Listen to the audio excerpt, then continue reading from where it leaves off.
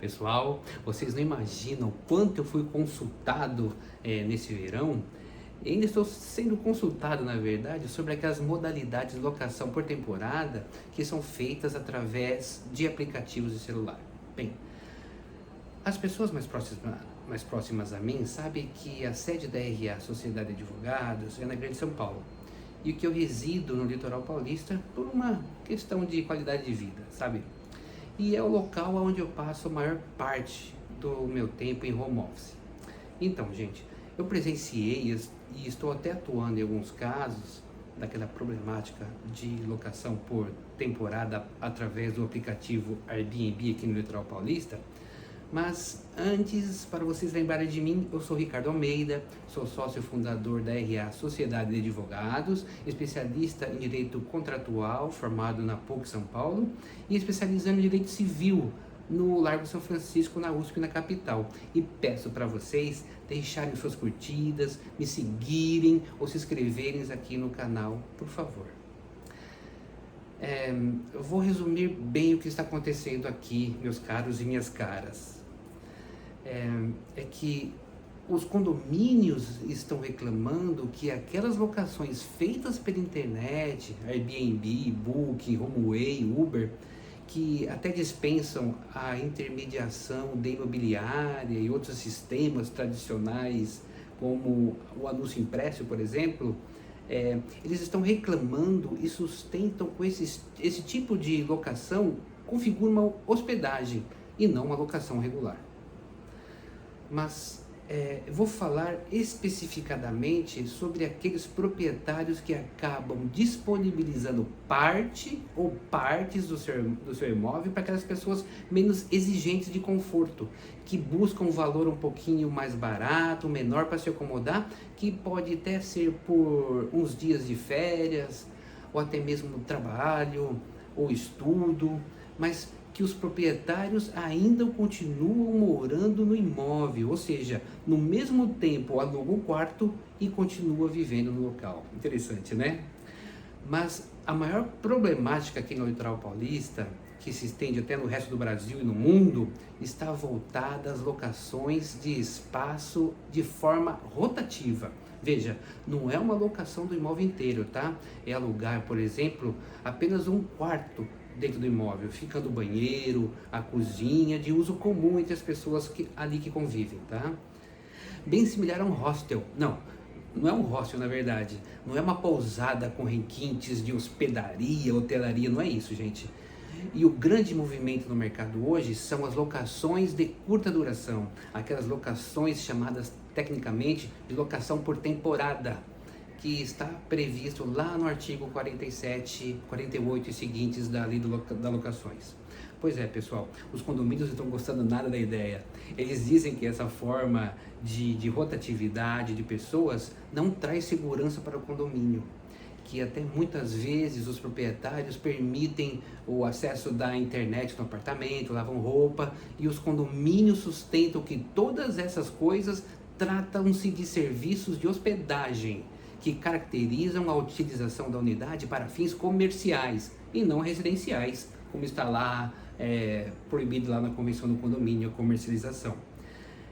Ó, pessoal, existe até muitos julgados que eu andei vendo que eles entendam que até essa disponibilização de imóveis de forma rotativa, feitas pelas plataformas digitais pela internet, caracterizam um contrato de hospedagem, um verdadeiro comércio na unidade autônoma do condomínio. Mas conforme todos os pareceres que dei, que também tem decisão favorável nesse sentido, inclusive no STJ, a minha tese sustenta a locação sim, por temporada, e também o direito constitucional de propriedade da pessoa. Bem, a partir desse ponto do vídeo, as coisas que eu vou falar aqui vão ter um pouquinho mais de cunho técnico, tá, gente? Mas mesmo assim, prometo que o senhor ou a senhora que estão me vendo agora vão compreender, não se preocupe. Qualquer coisa me manda a sua dúvida aqui mesmo no canal, que eu te respondo logo logo. Gente, pensa comigo, para a configuração de um contrato de hospedagem tem de haver mais coisas. Tem de ter, por exemplo, uma prestação de serviços de portaria, de segurança, limpeza, arrumação dos cômodos e outras coisas. E deve excluir qualquer utilização para fins residenciais e enquadrar como comercial. É isso. Nos exemplos simples que dei sobre a lavagem de roupa, o fornecimento da senha do Wi-Fi, isso são apenas uma atividade circunstancial e não essencial, no meu singelo entendimento. Essas coisas pequenas, elas nada se assemelham ao plexo de serviços exigidos para caracterizar a hospedagem. Estão entendendo? Na verdade, também existe uma discussão enorme sobre a potencialização do aluguel de curto prazo, curtíssimo prazo, e muitas vezes se trata até de uma única diária. E tudo isso decorre, essa facilidade toda é capaz de promover a interligação entre as pessoas, no ponto de vista da transformação econômica da internet. Por meio dessas plataformas virtuais, foi muito fácil interligar o proprietário do imóvel e aquele pretendente alocar o bem, né? Mas, para não se estender muito sobre a importância de se distinguir o contrato de hospedagem com o contrato de locação, tá, de temporada, é importante se ter em mente que o contrato de hospedagem, de acordo com a Lei 11.778 de 2008, que estabelece normas sobre a política sobre turismo, e também tem outra jurisprudência, o contrato de hospedagem compreende na prestação de múltiplos serviços. Essa é a tônica desse tipo de contrato de hospedagem. Só um rápido parênteses aqui, pessoal. Tá ficando longo o vídeo, mas lembrei que no direito moderno, essas atividades, locação de espaço, home sharing e tal, elas estão inseridas na hoje denominada economia de compartilhamento. Por exemplo, outras diversas plataformas de intermediação de serviços, Airbnb, como eu falei, Booking, HomeAway, Uber. A economia do compartilhamento está pautada por necessidades ligadas à sustentabilidade e o uso racional dos bens, que passa a privilegiar novas formas de acesso de bens e serviços. Bem, mas esqueçam tudo isso, pessoal, não vou polemizar mais.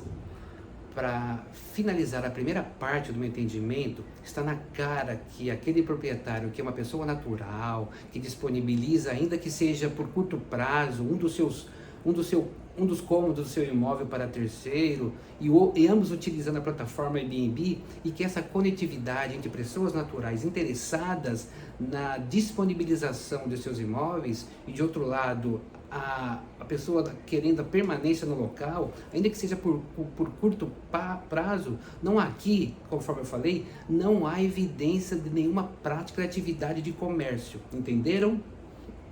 E ainda que o contrato fosse realizado de maneira verbal, por curto prazo, tais circunstâncias não afastam a natureza predominante na finalidade residencial do imóvel.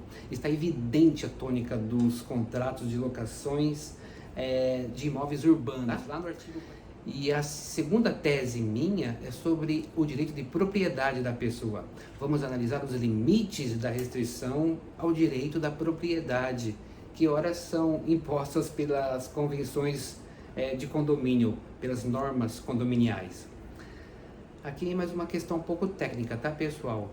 Mas, resumidamente, o direito de propriedade tem assento constitucional e está também previsto na legislação infraconstitucional a faculdade de usar, gozar, dispor da coisa, nos termos do artigo 1228 do Código Civil e o parágrafo 1º também, que prevê assim, para vocês entenderem.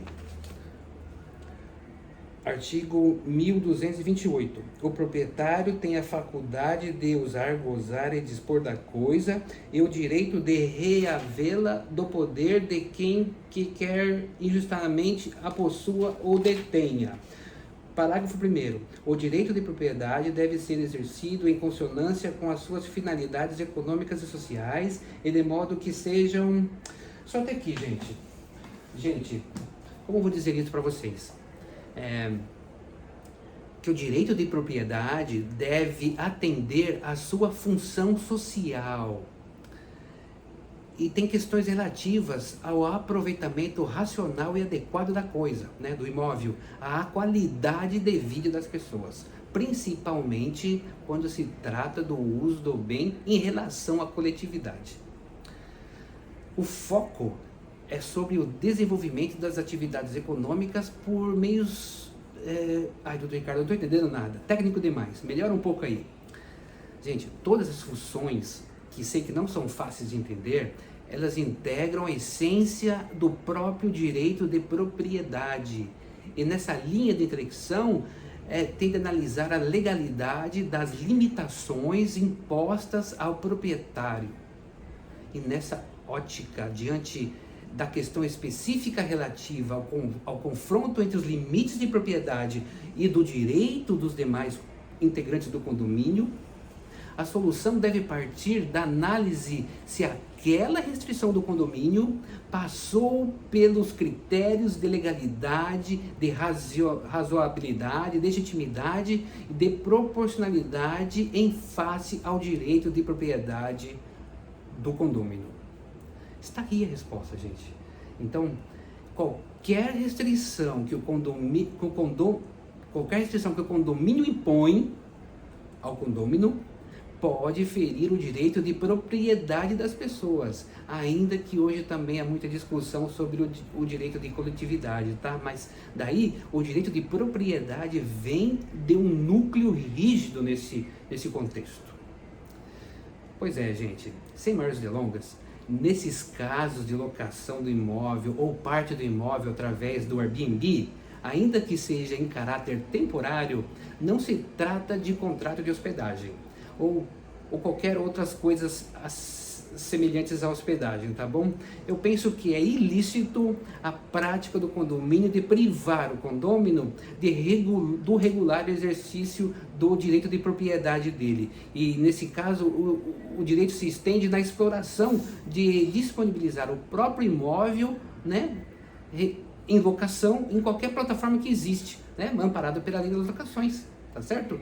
Então, derradeiramente, você que está me vendo nesse vídeo, dentro dessas hipóteses que comentei aqui, não deixe que o condomínio te demande com a tese que você está desvirtuando a forma de utilizar o apartamento.